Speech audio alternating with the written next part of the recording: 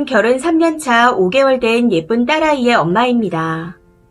어렸을 때부터 경제관념 하나는 투철해서 용돈을 꼬박꼬박 모았었고 대학 시절에도 아르바이트 한 돈과 용돈을 다 저축했습니다. 그렇게 대학 졸업할 때까지 모은 돈이 4천만 원이 조금 안 되더군요. 가방은커녕 티 하나 사는 것도 아까워하면서 모았었죠. 그리고 대학 졸업 후에는 직장에 다니면서 그 돈도 차곡차곡 모아 오로지 혼자 힘으로 결혼을 했습니다.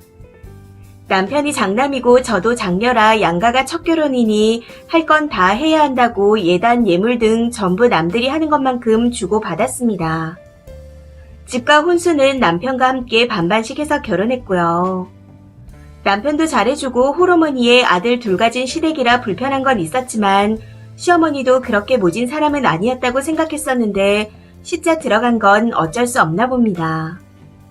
결혼을 계속 맞벌이를 하고 있었는데 제가 딸아이를 임신하면서 직장을 그만두게 되었습니다.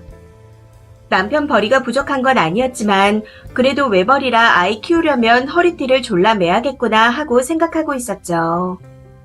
일을 간두기는 했었지만 남편이 집에 들어와서 손 하나 까딱하지 않을 정도로 집안일을 열심히 잘했고 시댁도 오가면서 며느리 노릇도 잘했다고 생각했습니다. 돈이 다가 아니지만 조금씩 모아둔 돈으로 시어머니 맛있는 것도 사드리고 필요한 게 있다면 다 사드렸고요. 제가 원래 돌아다니는 걸 좋아했고 부지런 떠는 것도 좋아해서 시댁에 오가는 건 그리 어렵지 않았습니다. 그런데 그렇게 움직이고 다녔음에도 일을 간두고 나니 걱정도 많이 되고 무엇보다 몸이 근질거려서 우울증이 오는 것 같더군요. 그러던 중 친정 엄마께서 허리를 다치게 되었는데 엄마께서는 프랜차이즈 커피숍을 하나 운영하고 계셨습니다. 일은 알바생들이 한다고 해도 나가서 관리 정도는 해야 한다 하시며 저한테 소일거리 한다 생각하고 엄마 대신 운영을 해보라고 하시더군요. 잘하는 것 같으면 큰딸 혼자서 시집간 것도 장한데 저에게 주시겠다고 해서 남편하고 상의를 해보겠다 했습니다. 참고로 친정 부모님은 작은 오피스텔 건물을 하나 가지고 계시고 커피숍은 그 1층에 있어요. 아무튼 남편에게 이런 이야기를 했더니 너무 잘됐다며 한번 해보라고 하더군요. 그래서 제가 커피숍을 운영하기로 했고 엄마께서는 괜찮다고 하셨지만 덥석 받기가 죄송스러워 임대료를 내기로 하고 제가 맡아서 하게 되었습니다. 처음에는 잘할 수 있을까 싶어 조금 걱정이 됐었는데 막상 해보니 딱히 힘든 것도 없고 너무 재밌더라고요. 그런데 제가 만삭이 되고 나서부터가 문제였습니다. 별거 아닌 것 같아도 나가서 사람을 대하다 보니 스트레스를 받는 일이 종종 생기게 되었고 배도 뭉치고 허리도 아프고 시간이 지날수록 점점 더 힘들어지는 것 같아 제가 아이를 낳고 조리하는 동안까지 엄마께서 다시 커피숍을 봐주시기로 했었습니다. 그런데 시댁에서 전화가 왔더군요. 그 커피숍을 시동생한테 맡겨보라고요. 저희 시동생 30이 넘은 나이인데 여태 여친 한 명 없었고 게임 중독이라 하루 종일 PC방에만 있습니다.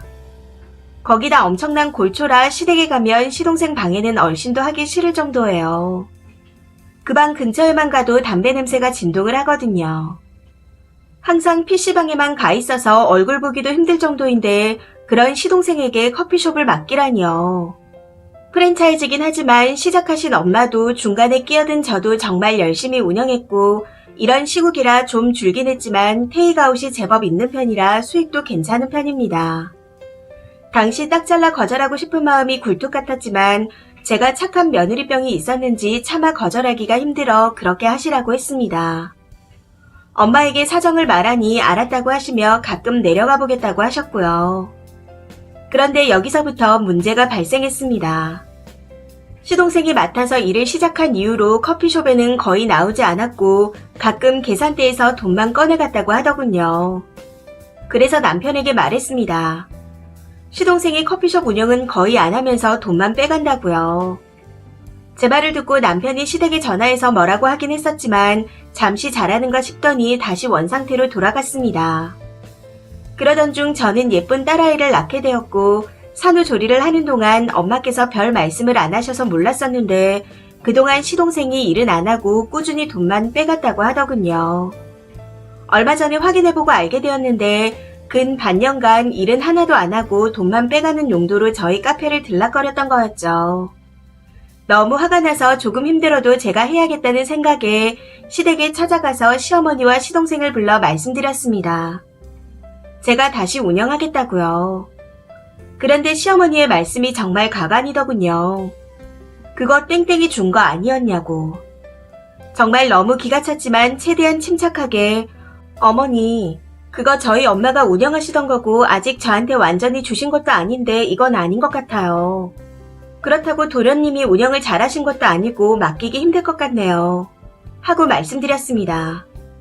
그랬더니 그럼 우리 땡땡이는 어떡해? 뭐 먹고 살라고? 하고 말씀하시는데 이게 말이 되는 소린가요? 정말 너무 어이가 없어 저 도련님 먹고 살 길 마련해주자고 결혼한 거 아니에요. 하고 딱 잘라 말했습니다. 그리고 앞으로는 커피숍에 안 나오셨으면 한다는 말도 같이 했고요. 그랬더니 너 참 야박하다. 힘들 때 땡땡이 불러서 일 시키고 이제 쫓아내는 거냐? 이런 식으로 말씀을 하시는데 그래도 시동생은 양심이 있는지 말 한마디 없더군요. 너무 어이가 없어 그 길로 카페로 가서 장부를 가져다가 다 보여드렸습니다. 반년 동안 일도 안 하면서 빼간 돈이 자그마치 700이 넘어요. 힘들 때 일을 시켰다고 하시는데 도련님이 저희 카페에 와서 한 거라고는 돈 빼간 거밖에 없어요. 하고 요목조목 말씀드렸더니 별 말씀 못 하시긴 했지만 끝까지 그럼 땡땡이는 어쩌냐 하고 말씀하시더군요. 그냥 다 무시하고 앞으로 카페에 출입하지 마시라고 딱 잘라 말씀드리고 실행해서 나왔는데 이후에 하루에 한 통 이상씩 전화가 옵니다. 애둘러서 말씀하시지만 요점은 커피숍을 시동생에게 달라는 겁니다. 어제는 정말 스트레스 받아서 남편에게 도저히 못 살겠다. 이게 무슨 거지근성이냐 하며 화를 냈습니다. 그런데 무조건 제 편이 되어줄 줄 알았던 남편이 너 예전부터 돈덩거리는 거 알았지만 시댁을 뭘로 보길래 거지근성이라고 하냐 하면서 오히려 저에게 화를 내더군요. 장모님 장인어른은 먹을 만큼 살지 않냐. 땡땡이 도와주는 게 그렇게 아깝냐 하면서 그놈의 돈덩거리는 그게 거지근성이라며 질린답니다. 그동안 허리띠 졸라매고 산 건 저뿐만이 아니라 우리 가족, 내 남편, 내 딸아이 행복하자고 했던 건데 순간적으로 화를 참지 못하고 남편 따귀를 한 대 올렸더니 같이 치더군요. 그렇게 남편과 대판 싸우고 그 길로 짐 싸서 딸을 데리고 동생 집으로 왔습니다. 차마 친정에는 못 가겠더라고요. 참 어이없는 게 나갈 때는 붙잡지도 않더니 나오고 나니 전화통에 불이 나도록 전화가 옵니다. 남편 전화 오는 거 안 받았고 문자며 톡이며 다 차단했습니다. 제가 왜 이런 대접을 받아야 하는지 이해할 수가 없네요. 처음부터 딱 잘라 거절을 못한 제가 바보지만 남편한테 그런 얘기 듣고 따귀까지 맞고 나니 정말 못 참겠습니다. 이혼하고 싶어요. 후기입니다. 돈돈거려 질린다는 남편 글쓴이입니다. 기억하실지 모르겠지만 많은 분들이 조언해주신 게 감사해서 후기랄 것도 없는 글을 남기려고 합니다. 당시 친정 부모님께서 모르시게 하려고 했었는데 저희가 싸우게 된 걸 알게 된 시어머니께서 친정에 연락하는 바람에 온 가족이 다 알게 되었습니다. 처음에는 남편 얼굴을 쳐다도 보기 싫어서 연락을 피했었는데 부모님도 알게 되시고 온 집안이 난리가 나는 바람에 남편과 만났습니다. 저 때문에 전화통에 불나는 동생과 부모님께 죄송하기도 했고 어차피 해결해야 할 거 피할 수만은 없다 싶었거든요. 친정 엄마께서는 본인 때문에 사단이 난 것 같다고 오히려 미안하다 하시는데 정말 눈물이 나서 혼났습니다. 못난 딸 때문에 가슴을 아프게 해드린 것 같아서요. 아무튼 딸아이는 친정에 맡기고 남편과 둘이 만났습니다. 우선 둘이서 해결해야 하는 게 맞다고 생각해서요. 제 편이 되어주지 못한 남편이 미워서 먼저 화를 낸 것도 저였고 화를 못 참고 따귀를 먼저 때린 것도 저였으니 그 점에 대해서는 사과를 했습니다. 늘 이성적인 편이라고 생각했었는데 감정 조절이 안 됐었죠. 남편도 감정적으로 맞대응한 것에 대해서는 사과를 해서 그 문제에 대해서는 대강 해결이 됐습니다. 서로 너무 격해져 있었던 건 사실이니까요. 시어머니께서 경제활동을 하고 계시긴 하지만 수입이 많은 것도 아니었고 시동생은 수입이 전혀 없으니 결혼 후에도 남편의 벌이 중 일부를 생활비로 보냈었습니다. 맞벌이였고 여태껏 남편을 키워주신 어머니에 대한 도리라고 생각했었거든요. 제가 일을 감둔 이후에도 생활비를 안 드릴 수 없어 조금 줄이긴 했었지만 계속 보내드렸고요. 친정 부모님의 경우에는 앞서 글에서도 썼듯이 오피스텔에서 받는 월세가 있어 저희가 용돈을 드리지 않아도 되는 상황이었습니다. 그리고 게임 중독에 빠진 시동생을 고쳐보려 남편이 결혼 전부터 때려도 보고 타일러도 받지만 고쳐지지 않아 거의 포기를 한 상태였습니다. 아무튼 이런저런 상황에서 남편이 자격지심을 느꼈다고 하네요. 어머니께 보내는 용돈은 저 역시 당연한 거라고 생각했었는데 남편은 그마저도 자존심이 많이 상했었답니다. 그 돈이 정신을 못 차리는 시동생의 밑으로 들어가는 걸 알았지만 그게 없으면 어머니의 상황이 너무 안 좋아지니 안 보낼 수도 없고 그래서 커피숍을 달라는 얘기가 나왔을 때 차라리 잘 됐다고 생각했다더군요. 커피숍을 시동생에게 맡기게 되면 더 이상 신경 쓰지 않아도 되겠다 생각했답니다. 그래서 말했습니다. 그 커피숍은 우리 부모님이 피땀 흘려 일군 재산의 일부이고 그걸 시동생한테 고스란히 갖다 바치고 싶진 않다고요.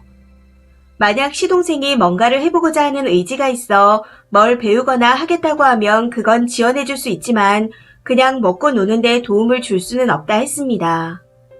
늙어 죽을 때까지 동생 뒷바라지만 할 거냐는 말도 같이 했었는데 남편도 그 점에 대해서는 미안하다며 생각이 짧았다고 하더군요.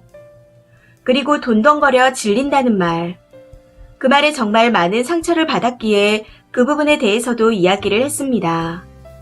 남편이 저를 만나기 전에 만난 여자가 경제관념이 좀 부족한 편이었다고 한 적이 있었습니다. 제가 알뜰한 점이 참 좋다며 그것 때문에 결혼도 확신한 거라고 했었기에 남편의 그 말을 철석같이 믿고 있었습니다. 그래서 펑펑 쓰고 살진 않았지만 필요한 데는 써가며 살았다고 생각했는데 배신감을 많이 느끼게 되었다고 남편에게 말했어요. 제 말을 듣고 남편은 그 점에 대해서도 사과를 하더군요. 너무 화가 나서 감정적으로 말한 거라고. 그러면서 허투루 돈 안 쓰고 알뜰하게 가정을 꾸려줘서 고맙다고 말도 하더라고요. 남편이나 시댁이나 허술하다고 생각될 정도로 경제관념이 좀 약한 편이라. 아무튼 그렇게 대화를 하다 보니 둘 사이에 오해가 풀리게 되었고 남편이 전할 친정집에 대해서 자격지심을 느끼고 있다는 걸 알게 되어 마음이 좋지 않았습니다. 그래도 시동생이나 시어머니에 대해서는 확실히 해결을 해야 하는 게 맞는 것 같아 제가 집으로 돌아가기 전 시댁 문제도 정리를 하기로 했습니다. 그래서 남편이 쉬는 날에 맞춰 시댁에 갔습니다. 가기 전에 남편이 연락해서 시동생에게도 그날 할 말이 있으니 집에 있으라고 했다는데 또 PC방에 가고 없더라고요. 참 답이 안 나와서.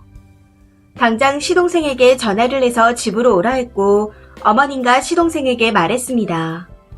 도련님 때문에 이혼할 것 같다. 스스로 인생 망치는 건 뭐라고 하지 않겠다. 그런데 왜 형 인생까지 가로막냐.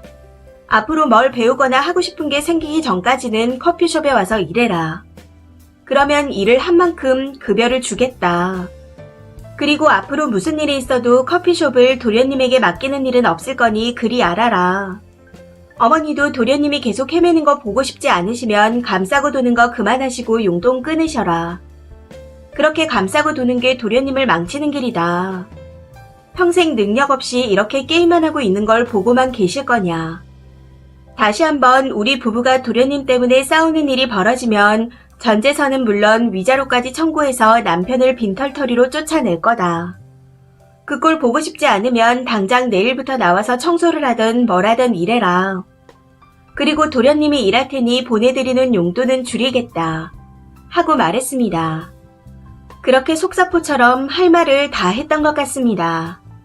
중간에 다른 말이 섞이면 생각했던 말을 못할 것 같아서 끼어들 틈도 없이 쏟아냈어요. 제 할 말을 다 하고 나니 속이 후련하더군요. 시동생은 말이 없었고 어머니께서는 미안하다고 하시는데 심하게 다툰 걸 알다 보니 할 말이 없으셨겠죠. 그리고 말씀은 안 드렸지만 줄인 용돈만큼은 차곡차곡 저축해서 나중에 큰돈이 필요하실 때 드리려고 생각 중입니다. 어쨌든 저와 남편만의 문제가 아닐 뿐더러 배신감도 느끼고 화도 났었지만 그래도 여전히 많이 사랑하기 때문에 오해를 풀고 다시 잘 지내고 있습니다. 이혼이 쉬운 세상이고 또 누구나 이혼 입에 달고 살지만 그래도 저희에게 이혼은 어려웠네요. 하지만 한 번 더 이런 문제가 생기게 된다면 그때는 이혼이 그렇게 어렵지만은 않을 것 같습니다. 그래서 다시 또 이런 일이 벌어지지 않기 위해 서로 배려하고 노력하려고 합니다. 시동생은 그날 이후로 커피숍에 나오고 있긴 하지만 시어머니께서 억지로 보내시는 것 같더라고요. 아무래도 제가 시동생이 일하는 걸 직접 봐야 할 것 같아 시동생이 나오는 시간에는 저도 같이 커피숍에 나가 있습니다. 싹싹하게 일을 잘하는 건 아니지만 그래도 아직까지 지각은 하지 않네요. 언제까지 커피숍에 아르바이트생으로 쓸 수 없다고 생각해서 손님이 없을 때 이 얘기 저 얘기 해보고 있습니다. 뭐 아직까진 답이 나오진 않지만 그래도 일하는 시간만큼 게임은 덜하니 속은 좀 편하네요. 제가 답답하게 느껴지실 분도 계시겠지만 그래도 이혼보다는 서로 한 번 더 이해하려고 노력하는 게 쉬운 것 같습니다. 많은 분들의 조언 정말 감사드립니다. 댓글입니다. 첫 번째 댓글. 시어머니나 시동생이나 그렇게 하면 가게 준다고 착각하고 그런 게 아닐까 싶군요.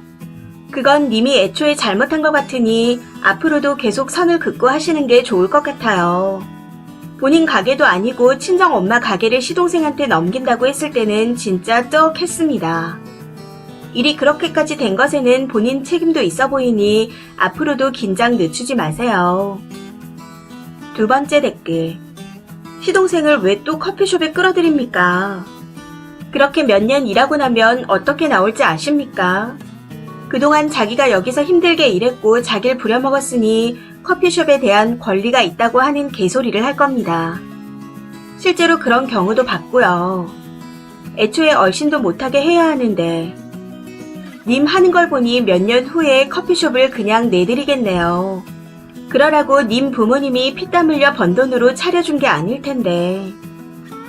세 번째 댓글. 저도 글쓴이가 이해 가는 게 저랑 비슷해요. 저는 친정아버지 회사에서 저희 부부가 일하는데 시댁이 많이 가난합니다. 저희 친정이 사업을 해서 경제력이 괜찮은 편이라 도움을 많이 받으셨어요.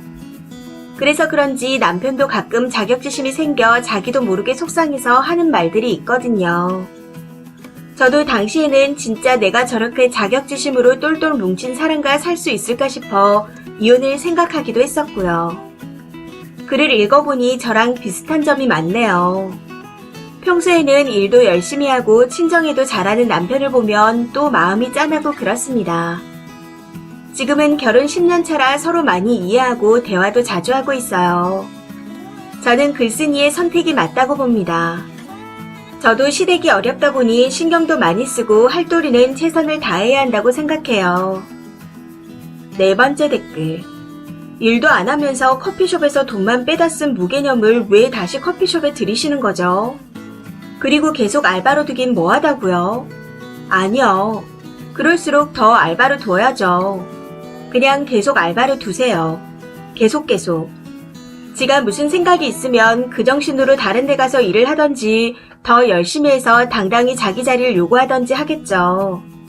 제가 봐도 저러다가 가게 달라고 할 것 같은데 꼭 명의를 넘겨주는 게 아니잖아요. 실질적 운영권까지 달라고 하면 어쩌시려고요. 다섯 번째 댓글. 문제 발생 시 이혼만이 답은 아니죠. 그것도 남편과의 문제라기보단 시댁과의 문제로 인한 일이었으니 일단 다시 서로 대화하고 고쳐보려고 노력한다는 거. 상대방의 마음을 읽어보았다는 게 참 좋아 보이네요. 그래도 혹시 모르니 시동생은 똑똑히 처신 잘하셔서 님 부모님 재산 탐내는 마음은 없게 해두세요. 이 사연은 여기까지입니다. 시청해주셔서 감사합니다.